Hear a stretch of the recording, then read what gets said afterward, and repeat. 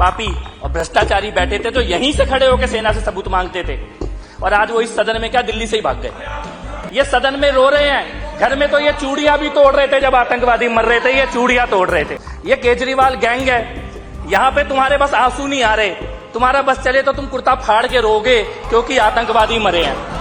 धर्म पूछ के मारा था ना, नाम पूछ के, जिन्होंने नाम पूछ के मारा था आज उनका कोई नाम लेने वाला जिंदा नहीं बचा जिन्होंने नाम पूछ के मारा था। आपकी आवाज को सुनने आ रही है प्रभात खबर इलेक्शन एक्सप्रेस। देखते रहिए प्रभात खबर इलेक्शन एक्सप्रेस। माननीय अध्यक्ष महोदय, आपका बहुत बहुत आभार। इस चर्चा में आपने मुझको बोलने का अवसर दिया। मैं आभार व्यक्त करता हूं आदरणीय श्री अभय वर्मा जी का कि उन्होंने इस प्रस्ताव को इस सदन के सामने रखा, और इस सदन में यह प्रस्ताव आना आवश्यक था। इसी सदन में खास तौर पे आना आवश्यक था क्योंकि इसी सदन में कुछ समय पहले तक ऐसे पापी और भ्रष्टाचारी बैठे थे तो यहीं से खड़े होकर सेना से सबूत मांगते थे, और आज वो इस सदन में क्या दिल्ली से ही भाग गए। इस सदन की पवित्रता के लिए, इस सदन की पवित्रता के लिए यह प्रस्ताव आना आवश्यक था।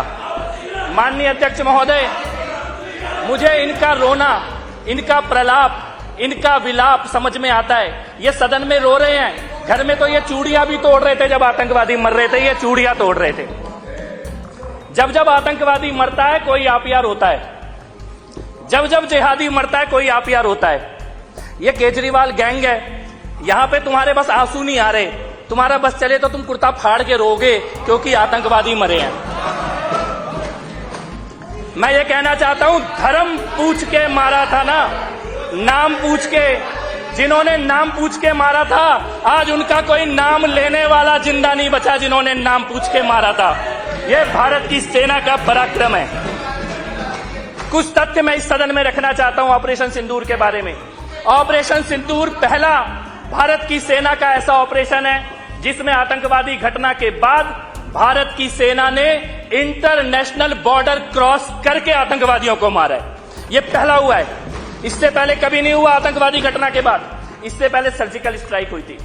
जब सर्जिकल स्ट्राइक पहली हुई तो ये पहले सबूत दो, सबूत सबूत। अब की बार सेना कैमरा लेके गई थी, तुम्हारे लिए गई थी, सारे सबूत लेके गई कि भैया इतने मारे हैं और जनाजे सबने देखे।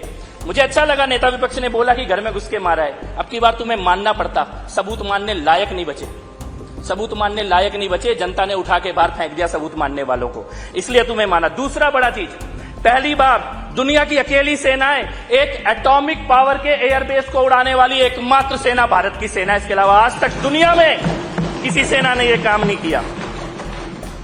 लेकिन आपने मान लिया घर में घुस के मारे, आपने मान लिया आतंकवादी मरे हैं, आपने मान लिया जनाजे निकले हैं। सेना तो यही थी ना हमेशा से, यही सेना थी, यही रॉ थी, यही खुफिया एजेंसी थी, यही एयरफोर्स थी, यही नेवी थी, यही आर्मी थी। 26/11 के बाद क्यों नहीं हुआ? डोजियर जाते थे, अभी ब्रह्मोस जाती है। क्यों नहीं हुआ? मैं पूछता हूं क्यों नहीं हुआ? आपको सवाल जवाब समझ में आएगा क्यों नहीं हुआ। क्योंकि गद्दी पे मोदी नहीं बैठा था, तब इसलिए नहीं होता था। अब क्या हुआ? अब क्या हुआ? एक भी आतंकवादी हमला होता है तो पाकिस्तान को यह पता होता है, और इस बार तो वो आतंकवादी मारे गए जिन्होंने यूएसए और इजराइल के अटैक में हिस्सा लिया, वो भी मारे गए।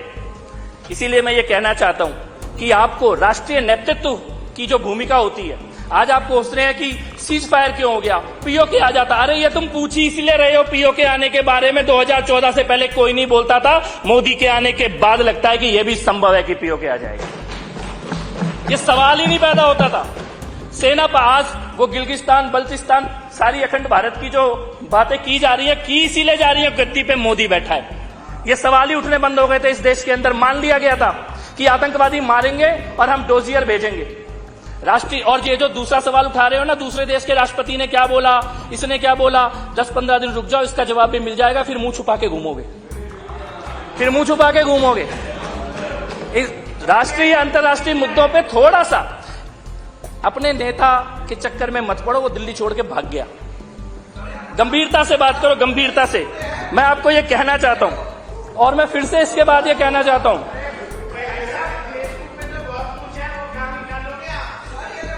तुम्हारे पेट देखो, मेरे को पता है तुम रोने वाले हो, मत रो, इसी में तुम्हारा भला है।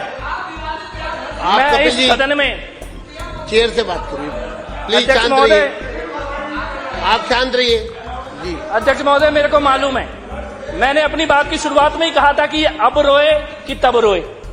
इस सदन के अंदर सेना के पराक्रम की चर्चा हो, राष्ट्रीय नेतृत्व के, प्रधानमंत्री मोदी के निर्णय लेने की चर्चा हो, इनको फोन आ रहे हैं ऊपर से पंजाब से कि रो, कुर्ता फाड़ो, चिल्लाओ, रो, कुर्ता, इनको सबको फोन आ रहे हैं। पंजाब से फोन आ रहे हैं, वो बैठे हैं इनके कि भाई रो क्यों नहीं रहे, सदन में चर्चा हो कैसे रही है, सेना के नारे कैसे लग रहे हैं। लेकिन तुम्हें पता है कि बाहर निकल के दिल्ली की जनता छोड़ेगी नहीं, सो तुम्हें नारे लगाने पड़ रहे हैं। ये मजबूरी में नारे लगा रहे हो तुम, ये नारे तुम्हारी नियति नहीं है। मैं फिर से अध्यक्ष महोदय, आप अपनी बात जाने, थोड़ा अध्यक्ष जल्दी महोदय, करिए। मैं ये कहना चाहता हूं पुनः इस प्रस्ताव आप के बैठिए। समर्थन में अजय जी, मैं अनिल जी फिर से प्लीज। अपनी बात को, अध्यक्ष कोई महोदय, नहीं, चलिए आप बोलिए। अध्यक्ष महोदय, अपनी बात को समाप्त करने से पहले मैं ये कहना चाहता हूं, मैं अपनी बात को समाप्त करते हुए केवल इतना ही कहना चाहता हूं, मैं केवल इतना ही कहना चाहता हूं अपनी बात को समाप्त करते हुए कि ये सदन इस प्रस्ताव का समर्थन करता है, सेना के शौर्य को और पराक्रम को और यश को नमन करता है, प्रधानमंत्री जी के और राष्ट्रीय नेतृत्व के निर्णय लेने की और दूरदृष्टि की संकल्प का अभिनंदन करता है। और मैं ये भी कहना चाहता हूं, भाई तू तो मत बोल, तू तो मत बोल। बैठिए, चलिए मैं बोलूं माननीय भैया, मंत्री जी, छाछ बोले तो बोले, छलनी भी बोले, कॉन्क्लूड करिए। छाछ बोले तो बोले, छलनी भी बोले, जिसमें हजारों छेद। चलिए अपने छेद गिन ले भाई। चलिए, धन्यवाद। 1 मिनट, अनिल जी बैठिए।